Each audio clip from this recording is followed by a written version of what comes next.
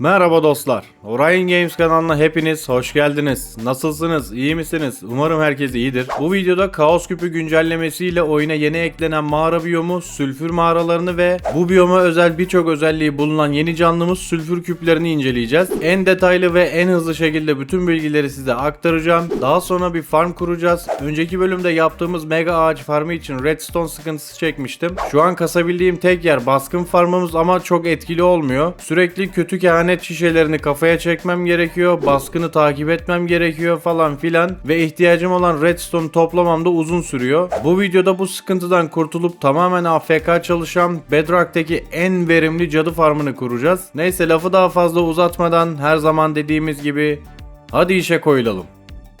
İlk olarak kükürt mağaralarını aramaya başlayacağız. Bu aramaların uzun süreceğini biliyordum çünkü çevremizdeki bölgeyi açtığımız için en uzaklarda çıkacaktı. Ben de bu işi uzun süreceği için YouTube'da bir canlı yayın açmaya karar verdim. Canlı yayında hem abonelerle sohbet ettik hem de yardım etmesi için abimi yayına çağırdım. Birlikte aramaya başladık. Uzak bölgelere gideceğimiz için doğruca Nether'a geçip hızlı bir şekilde 10.000 blok kadar uzaklara gittim. Bir süre uçarak sağa sola gittikten sonra aradığım şeyi buldum. Aha buldum. Vallahi buldum. Gel. Valla. Gençler yayını açtığımız Nerede kaç dakika olmuş? 48 dakika. 48 dakikada buldum. Saatlerce bulunamıyormuş. Bilmem neymiş. Bulduğum geyserin yanındaki yarıktan doğruca aşağıya mağaraya indim. Bu mağaraya özel canlılar olan sülfür küplerini de ilk defa burada görmüş olduk. Sülfürleri daha sonra kullanmak üzere kovayla yanıma aldım. Bunları kovayla alabiliyoruz. Yeni blokları denemek için yanıma biraz almaya karar verdim. Gelmişken toplamak istedim. Abimle beraber bir şalkır kadar iki çeşidinden de topladık. Belki siz de fark etmişsinizdir. Minecraft'ın canlı yayınlarda gösterdiği mağaralarla buranın hiçbir alakası yok.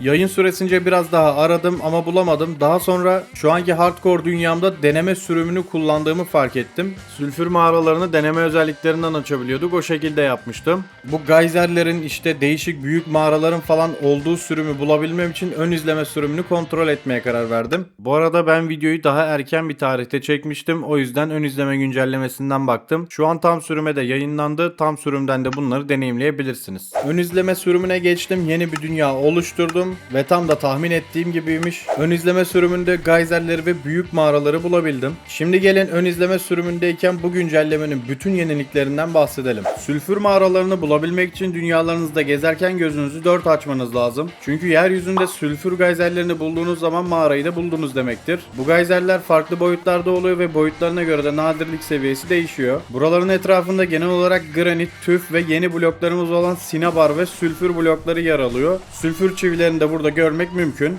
Buradaki suları bulanık olarak göreceksiniz ve bunların içine girdiğinizde mide bulantısı efekti alacaksınız. Görüntünüz böyle sallanmaya başlayacak. Bu etkiyi veren bloğumuzun adı güçlü sülfür. Bu yukarı doğru fırlattığı suyu da bu magma küplerinin üstüne gelen güçlü sülfürler sayesinde elde ediyoruz. Burada durduğumuzda buradan fışkıran sular bizi gayet yukarı atıyor ve yukarıda da tutabiliyor. Bu yeni mekaniği kullanarak kendimize daha zahmetsiz asansörler yapabiliriz. Büyük ihtimalle ruh kumu ile yaptığımız asansörlerin yerini de bunlar alacaktır. Bu geyserleri bulduğunuzda bilin ki doğrudan altında sülfür mağaraları var. Doğruca herhangi bir yerden aşağı doğru kazdığınızda direkt sülfür mağaralarının içine geliyorsunuz. Buraların görüntüsü, tasarımı benim hoşuma gitti. Farklı bir oyun oynuyormuş gibi hissettirdi gerçekten. Sülfür mağaralarının özelliklerinden biraz bahsedeceğim. Daha sonra devam edeceğiz. Yine sinebar ve sülfür bloklarından oluşuyor burası. Sülfür çivilerini de hem çatıda hem de yerde bulabiliyoruz. Aynı zamanda bolca sülfür havuzları var ve güçlü sülfürleri de en çok buralarda bulabileceğiz. Güçlü sülfürün dokusu normal sülfürden oldukça farklı, belli oluyor zaten. Bunları herhangi bir kazmayla kolayca kırabiliyoruz ve istediğimiz yere yerleştirip dediğim gibi kendimize güzel asansör sistemleri kurabiliriz. Bunları tridentlerle kırabiliyoruz ve sadece tridentlerden hasar alıyorlar. Oklardan vesaireden hiçbir şekilde hasar almıyorlar. Ve bunlar üzerimize düşerse hasar veriyorlar. Gördüğünüz gibi 3,5 kalbim gitti. Ama damla taşlarda olduğu gibi üzerlerine düştüğümüzde fazladan hasar almıyoruz. Bakın normal bir yere atladım. Yarım kalp gitti. Sülfür çivisini atlıyorum. Hiç canım gitmedi. Çünkü saman blokları gibi düşünebilirsiniz. Bizim düşüşlerimizi yavaşlatma özellikleri var. Ayrıca her bir aşamanın boyutu da farklı olduğu için bakın arada çok küçük küçük bir piksel farkı var. 2-3 piksel kadar birbirinden küçükler.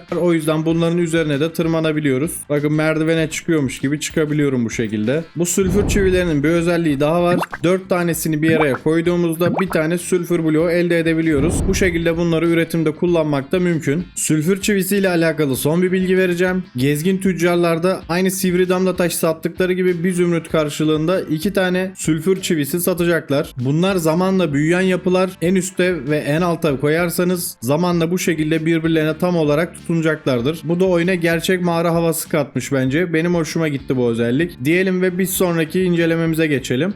Çok geniş alanlarda bulabileceğimiz bu sülfür ve sinebar bloklarıyla değişik şeyler de yapabiliyoruz. Oyuna hem sülfürün hem sinebarın 3 farklı varyasyonu, onun da basamak, merdiven ve duvar şekilleri eklendi. Normalleri hariç cilalısını ve tuğla şeklini de yapabiliyoruz. Ayrıca ikisinin de özel olarak yontulmuş şekilleri de var. Sülfür bloklarında birazdan göreceğimiz sülfür küplerinin resmi varken sinebarın üstünde örümceğe benzer bir motif var. Bunlarla çok iyi yapılar, çok iyi tasarımlar çıkarılabileceğini düşünüyorum ben. Hatta bu bloklarla yapacağım ilk tasarımı da bu videoda göreceksiniz. Şimdi sülfür bloklarının üzerinde motifleri olan kükürt küplerinin özelliklerine bakalım.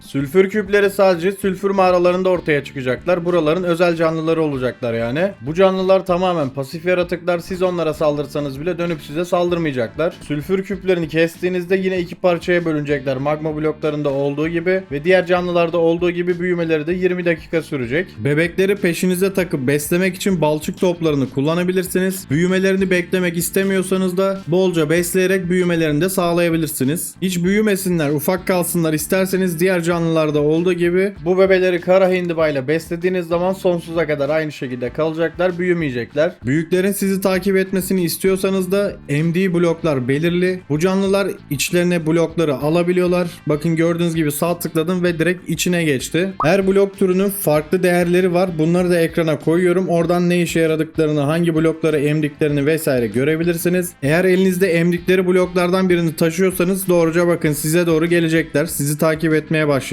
Aynı şekilde sağ tıkladığınızda doğruca pasif duruma geçiyor. Yani hareketi bırakıyor. Sizi takip etmeyi de bırakıyor. Ve içindeki bloğun yapısına göre hareket kabiliyeti de ona göre değişiyor. Sülfür küplerine dağıtıcılarla da blok emdirebiliyoruz. Karşısına geldiğinde dağıtıcıya bir enerji verdiğinizde doğrudan içine emiyor. Aynı şekilde emdiği bu bloğu yerde görürse doğrudan ona doğru gidip kendisi otomatik olarak da emebiliyor. Bunları evinizin kendi base'inizin oraya falan götürmek isterseniz böyle peşinize takıp uğraşmanıza gerek yok. Elinize bir kova alıp sağ tıkladığınızda doğrudan bu şekilde kovayı alıp yanınızda götürebilirsiniz. Yalnız güncellemede uyuz olduğum bir şey söyleyeceğim şimdi. Şu sinebar dediğim yeni blokların adını da Zincifre diye çevirmişler. İnşallah böyle kalmaz. Bunu tam sürümde düzeltirler diye umuyorum. Bu nasıl isim oğlum ya? Sülfür küpüne bir tane blok emdirdiniz diyelim, bunu almak istiyorsunuz. Doğruca makas kullanarak bloğu içinden alabilirsiniz. Bir blok emdirdiğinizde görünmezlik iksiri atarsanız sülfür küpü doğrudan görünmez oldu ama içindeki blok hala görünüyor. Bu şekilde arkadaşınıza şakalar yapabilirsiniz. Bakın görüyorsunuz, istediğim kadar vursam da bu bloğu kıramayacağım hiçbir şekilde. Çünkü aslında bu sülfür küpü. Ve şimdi sülfür küplerine ekledikleri benim en sevdiğim özelliğe geldik dostlar. Bunu yukarı çıkıp göstereceğim. Benim gibi birçok kişi de bunu beğenecek eminim. Hadi hızlıca yukarı çıkalım.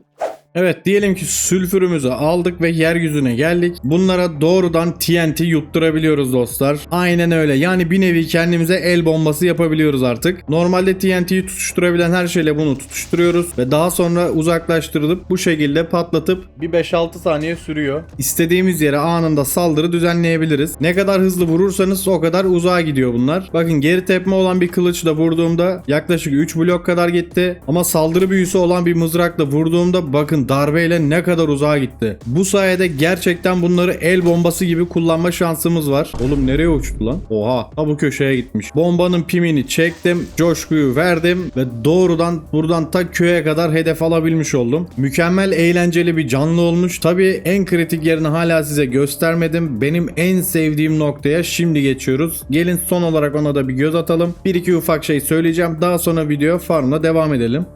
Diyelim ki bir köyü yağmaya geldiniz ama köyün hemen dibinde outpost var ve bu pillager'larla falan uğraşmak istemiyorsunuz. Yağmacılarla uğraşmak istemiyorsunuz. O zaman şöyle yapıyoruz. Bu arkamda gördüğünüz arkadaş bizim yeni İHA'mız diyebiliriz. İnsansız hava aracımız. Direkt mutlu gastımıza biniyoruz. Bombalarımızı bu şekilde yerleştirdik. Gastımızı da buraya sabitliyoruz. Alev büyüsü olan bir okla uzaktan direkt atışımızı yaptık.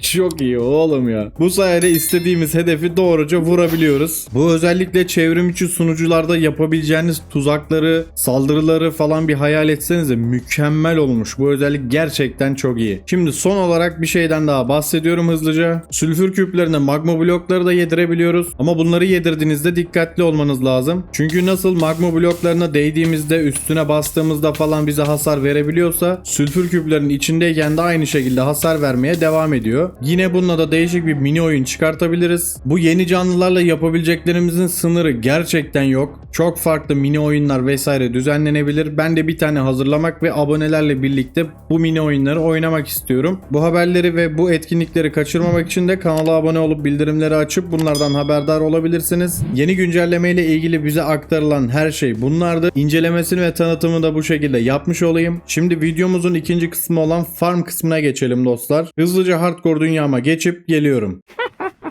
Cadı kulübesi bulabilmem için bataklıkları gezmem gerekiyordu. Bölgeme yakınlarda olmadığını biliyordum. Daha uzak mesafelerde arayabilmek için Nether'a geçtim. Nether'da tamamen rastgele tek bir yöne doğru gidip birkaç yüz blokta bir portal kurarak dünyaya geçtim ve bataklık aramaya başladım. Üst dünyaya geçtiğimde yüksek bir yere çıkıp chunklarımı fullleyerek etrafımı daha geniş bir şekilde gördüm.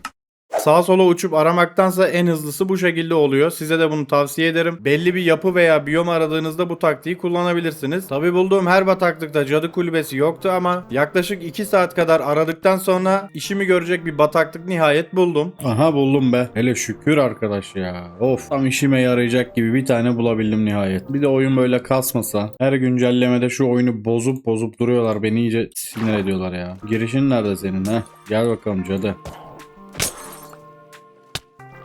Şu kızıl taşlar için dolaşıyoruz saatlerdir. Evet dostlar, nihayet mekanı bulduk. Şimdi önce bu etrafı düzelteceğiz. Şu ağaçları falan kaldıracağım. Daha sonra da farmı yapmaya başlayacağız. Tabii burayı ayarlarken bir portal açıp onu da kendi evimizin olduğu yere bağlamamız lazım. Bakalım, önce bu işleri halledelim. Daha sonra da farmı yapmaya geçelim. Hızlıca hem buradaki ağaçları hem de bize engel olan toprak kısımları temizledim. Bu bölgeye ilk geçtiğimiz yerden portal bize çok uzak kaldığı için ilk önce portalı bataklığın yani cadı kulübesinin oraya ayarladım. Daha sonra da çok uzun süre boyunca kazı yaparak Nether'daki bataklık portalımızı eve çıkan portalla birleştirdim. Farm için gereken malzemeleri yanıma alıyorum. Shulker'a dolduruyorum. Daha sonra da farm yapacağımız yere bataklığa geçiyorum ve başlıyoruz dostlar. Siz de hala videoyu beğenmediyseniz bir beğeni atın. Bataklıkta görüşürüz.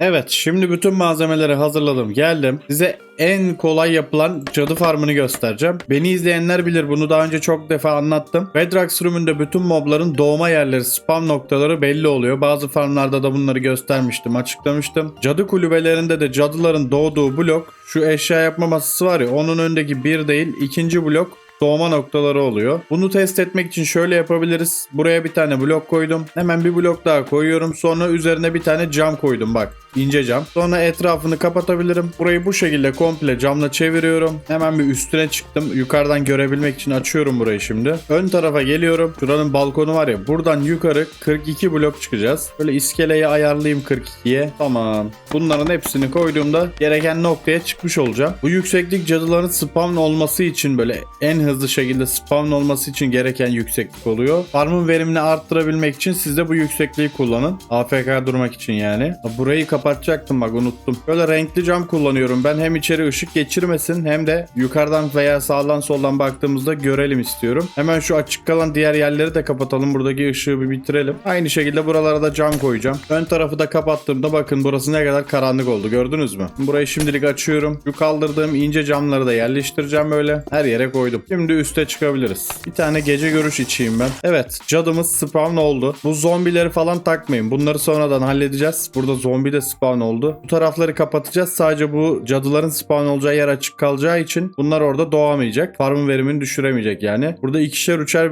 spawn oldular bakın cadılar. Şimdi aşağıya bir inelim. Hatta bu yüksekliği kaybetmemek için şuraya işaret olsun diye ben bir tane tam blok koyayım. Şimdi aşağı iniyor. Bir blok yükseğe çıktığım için az önce bunların hepsi silindi. Şimdi buradaki olayımız bu şekilde. Fazlalık inceleri kaldırıyorum. Bakın cadılar bu tarafta spawn oldu. Zaten teyit etmek istemiyorum, uğraşamam diyorsanız bu spawn noktasına koyduk ya. Şu bloğun her zaman kuzey batısındaki blokta çıkarlar. Yani burayı merkez alacağız. Tekrar söylüyorum, cadıların spawn noktası bu eşya yapma masasının önündeki ikinci bloğun kuzeybatı köşesi. Yani tam burası. Şu iki bloğun birleşme noktası oluyor. Verimi arttırmak için yapacağımız bir şey daha var. Bu etrafımız suyla kaplıyor komple. Bunu bizim düzeltmemiz lazım. Cadı farmlarında böyle kulübenin etrafı komple suysa buralar farmın verimini oldukça düşürüyor dostlar. Buna dikkat edin. Buranın etrafını olabildiğince geniş bir şekilde kapatın. Şimdi ben yapacağım bu ilde falan uygun olsun diye yeni bloklarımızdan kullanacağım. Zincifre. Bunu da var ya böyle çevirip bıraktılar ya, helal olsun. Böyle bir saçma bir şey görmedim. Sinabar kalsa daha iyiydi yani. Neyse. Kulübenin direklerinden itibaren 10'ar blok her yöne doğru kapattım burayı. Evet. Alanı bu şekilde kapattıktan sonra şöyle sağa sola birkaç tane meşale yerleştirin. Buralarda başka canlılar ortaya çıkmasın diye yapacağız bunu. Şimdi farmı kurmaya geçelim. Kuzeybatı tarafı cadıların spawn olduğu yer demiştik. Şimdi güney tarafını kapatacağız. Şöyle bu tarafları önce kapatıyorum. Tam bu ortaya bir tane iskele. Etrafına da böyle 3 tane cam yerleştiriyoruz. Bir sıra daha yükseltiyorum burayı. Hemen yanını bir tane daha kapatıp bu camları falan kapatmıştık. Zaten şu arkada açık kalan yeri komple dolduracağız. Tam bloklarla kapatıyorum bu şekilde. Bir tek şurası kaldı. Buraya da bir blok attık. Su nerede? Suyu alıyorum. Kuzeye akacak şekilde bu tarafa bir tane su koydum. Buradan cadılar doğunca bu tarafa itmesini sağlayacak. Şimdi bu su koyduğumuz tarafın üstünü kapatıyorum. Böyle 3'e 3'lük bir yer oldu. Hemen onun önüne de tam şu su akıntısı olan yerin üstüne de bir tane cam koyacağız. Bu kapı tarafına değil de burayı boş bırakacağız. Şu yan tarafa 2 tane daha cam koydum. Bir tane de şu boş kalan yere tuzak kapısı koyuyorum. Bu şekilde açılıp kapanıyor olması lazım. Şimdi bu fazlalık yerleri bir dolduralım. Kafamızı karıştırmasın şuralar. İçeriği görebilmek için de yine bu renkli camlarla kapatıyorum en üst tarafı. Şu orta tarafın sadece. Diğer yerleri tam blokla kapatabilirsiniz. Oralarla işimiz yok. Şimdi şu aşağıya bir inelim. Redstone sandığımızı da çıkaralım buraya. Şu kapı giriş taraf var ya, şu kapı taraf. Oradan şu yanındaki blok değil 2 blok geçiyoruz. 3. bloğu kırıyoruz. Buraya bir tane katalizör yerleştirdik. Bunun önündeki ve altındaki blokları da kırıyorum. Bana bir karşılaştırıcı lazım.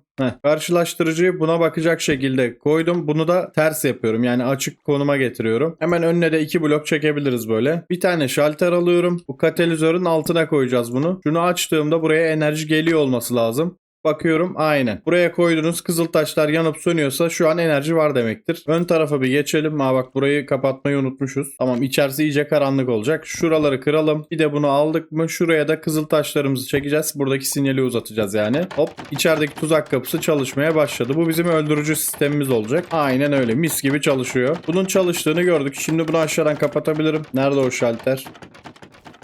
Tamam. Otomatik öldürücü için şöyle delip geçme büyüsü olursa daha iyi olur. Daha hızlı öldürürsünüz yani. Tam şöyle kenara gelecek şekilde bunu sallıyorum. Bir açalım aşağıdan, kontrolünü yapalım. Aynen. Mızrağın sesini duydunuz zaten. Bu sesi alıyorsanız sıkıntı yok demektir. Şu an öldürücü sistemimiz hazırlanmış oldu. Artık burayı da kapatabilirim. Tamam. Farm aslında bu kadar. Şu an farmın şeyi bitti yani. Bir tek depolamasını yapacağız. Kontrol için yukarı bir çıkalım biz. Şu gece görüş iksirimden alayım yine yanıma. Böyle bir tane yeter. Tek blokta da durabilir miyim bilmiyorum.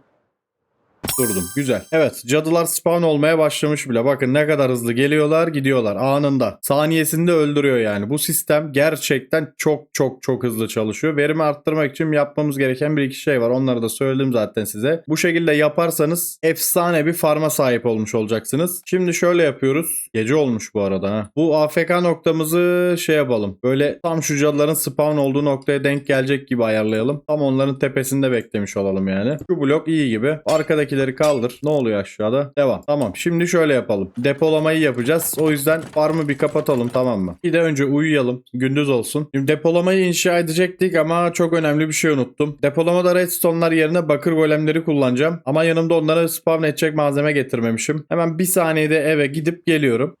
Evet dostlar, ihtiyacımız olan malzemeleri aldım. Geldim. Şurada biraz bir alan kazmam lazım depolama için. Tamamdır. Alan bu şekilde hazır. Giriş çıkışı buradan yaparız. İlk önce şeyi bir aşağıya gönderelim. Alacağımız malzemeleri şu tarafa doğru gönderebiliriz. Şimdi 2 tane huni koydum. Tam bu işaret olarak koyduğumuz taş var ya, onun altına denk gelecek. Bunun üstüne bir tane ray. Üstüne de maden arabası atıyorum. Etrafını da şöyle tam bloklarla kapatalım. Bu ray sağa sola gitmesin. Bunu kaldırdım. Şöyle, tamam. Harika. Evet, malzemeleri aşağı göndermeyi hallettik şu an. Hatta bunu daha düzenli olması için şu tarafa da yapabiliriz. Burada bakır sandık olacak. Şöyle koyalım. Onu belli etmek için şimdilik toprak koydum. Bunu böyle bağlayalım. Buradakini de yana verelim. Oradan da şöyle aşağıya indirelim. Tamam. Alandan kazanmış oluruz yani. Şimdi burada bakır sandığımız olduğunu varsayalım. Her zaman en yakın sandıktan başlıyor bakır golemler yerleştirmeye. Ona göre bir şey yapacağız. Direkt böyle çiftli sandık atabiliriz. Tabi bu üstleri kaldırmamız gerekecek. Oralar için basamak üreteyim biraz. Bakayım, aynı. Şimdi rahat rahat açıp kapatabiliriz. Buraları da ayarlayayım önce. Bakır golemler en fazla 10 sandığı aklında tutabiliyor. Ona göre yapmam lazım. Şimdi bu ikisini kızıltaş olarak ayıralım, tamam mı? Hatta şu 3 sandığı yapabiliriz. Buraları barut olarak kullanırız. Şu iki yan yana olanı barut olarak kullanırız. Burayı da ışık taşı olarak kullanırız. Buradakilere bakacaklar. En son gelip buradaki sandığa koyacaklar. Burada malzeme bulamadıklarında. Boş şişe, sopa, işte değişik şeyler, iksirler falan çıkacak ya. Onları doğruca buraya atacaklar. Biz de buradan onları yakmaya göndereceğiz. Ufak bir alan açayım buraya. Bize bir tane bırakıcı lazım. Nasıl koyalım onu? Onu bu tarafa koyalım. Daha sonra şöyle yapalım, tamam mı? Bu arkaya sinyali göndeririz. Şu bloktan da bu bloğa yansımış olur. Yani bırakıcıya yansımış olur. O şekilde kullanabiliriz. Buradan bir karşılaştırıcı alıyorum. 2 tane yineleyici. Biraz da redstone aldım. Karşılaştırıcımızı böyle koyduk. Hemen önüne bir de yanına şöyle yineleyicileri koyup bunları bağladığımızda buraya bir malzeme koyalım. Bakayım çalışacak mı? Aynen. Enerjiyi aldık. Buradan da şu şeye vermem lazım. Bunu bir kaldırayım. Bu bloğa vermek için de şuraya basamak koyalım. Buradaki sinyali kesmesin. Şöyle. Hop, aynen öyle. Tamamdır. Yine böyle yaptım. Denemelik buraya atıyorum. Malzeme geldiğinde çalışacağı için bu sistemde lag da yaptırmaz bize. Böylesi daha iyi oldu. Hemen buraya bir tane lav koyalım. Etrafını da şöyle tam blokla taşla kapatalım da sağa solu yakmasın. Açık kalan her yeri kapatalım. Buralarda mob doğmasını istemiyorum çünkü. Buraya bir sandık attığımızda depolama sistemimiz tamam gibi duruyor. Elemanlara örnek olsun diye biraz şey getirmiştim. Malzeme almıştım yanıma. Alttakileri ya da şurayı da yapabiliriz. Barut, burası da barut. Kızıltaş. Buraya da bir de son olarak buraya şu 3 sandığı fullese yeter bize zaten. Buraya da ışık taşı koyacağız. Işık taşını da böyle attım. Burası tamam olması lazım şimdi. Bakalım. Elemanları bir spawn edelim, ne yapacaklar?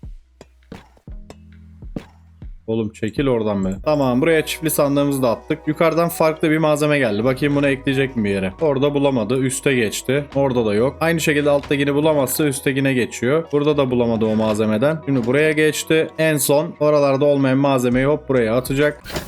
Sesi duydunuz. Yanma sesi de geldi. Tamamdır. Depolama sistemimiz harika oldu. Çalışıyor şu an. Allah, dışarısı ana baba günü olmuş. Bu ne? Gelip de buralarda bir creeper patlarsa iş bozuk yani. Şimdi envanterimi biraz düzenleyeyim. Karman çorman olduk. Bir kontrol yapacağım. Burada her şey yolunda görünüyor. Cadılar da orada bekliyor. Sistemi bir başlatayım bakalım. Buradan malzemeler geçiyor takır takır. Biz AFK noktasına çıkabiliriz. Biraz izleyelim bakalım. Bir terslik var mı yok mu görelim onu. Gayet iyi. Seri bir şekilde çalışıyor şu an sistem. Yüksekliğimiz doğru mu? Şimdi onu bir teyit edeceğim.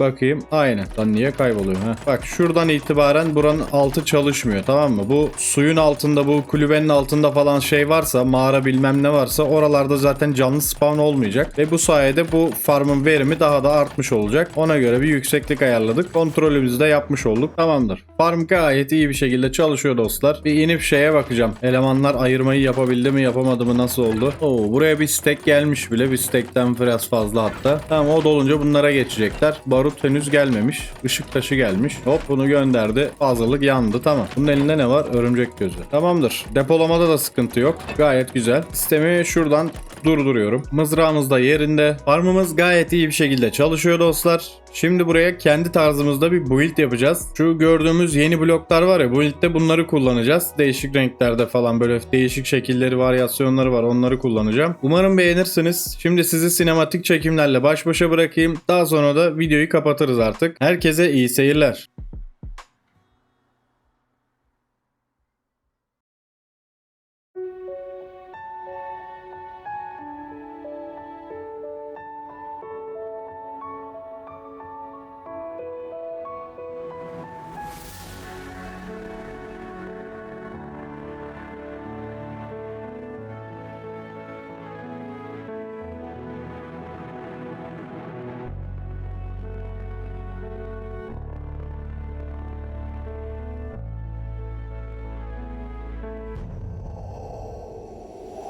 Evet dostlar, nihayet build'imizi de bitirdik. Oyuna yeni eklenen bloklarla yaptığımız ilk build bu oldu. Benim hoşuma gitti, tasarım hoşuma gitti yani, umarım sizler de beğenirsiniz. Direkt böyle cadı kulübesinin üstünde spawn olmuş gibi bir görüntü vermeye çalıştım. Normalde içinde spawn oluyorlar ya, ona benzetmeye çalıştım. Normalde cadılar mor cübbe giyiyor, moru çıkarttık, kırmızı cübbe giydik. Hem terakotaları kullandım hem de sinebarlarla harmanlayınca bence güzel durdu. Yorumlarınızı bekliyorum, siz de aşağıya ekleyin. Evet dostlar, son olarak şunu göstereceğim. Buradan yukarı çıkıyoruz. Bizim AFK noktamız buradaydı hatırlarsanız. Onu tam bu şapkanın içine denk gelecek şekilde ayarladım. Yine burası 42. yükseklik. Buradan aşağıyı izlemek istersek de izleyebiliriz. Buraya geldiğimde önümü kapatacağım. Fantomlar falan gelip böyle saldırıp şey yapmasın diye. Çünkü AFK olarak bırakacağım burada. Böyle kontrol için geldiğimde de direkt buradan bakıp kontrolümü de yapabilirim. Tabii bir gece görüş alayım önce. Aynen. Aşağıda deli gibi cadı birikmiş bak. Tamamdır. Sistemi de göstermiş oldum tekrar çalışıp çalışmadığını. Bu videolukta bu kadar olsun dostlar. Videoyu buraya kadar izleyen herkese çok teşekkür ederim. Videoyu beğendiyseniz beğenmeyi, kanala abone olmayı ve bildirimleri açmayı unutmayın. Arada bir de canlı yayın açıyorum. Hem Kick'ten hem YouTube'dan takip edebilirsiniz. Canlı yayınları da sıklaştırmayı düşünüyorum. Sonraki videolarda görüşmek üzere. Kendinize iyi bakın. Hoşça kalın.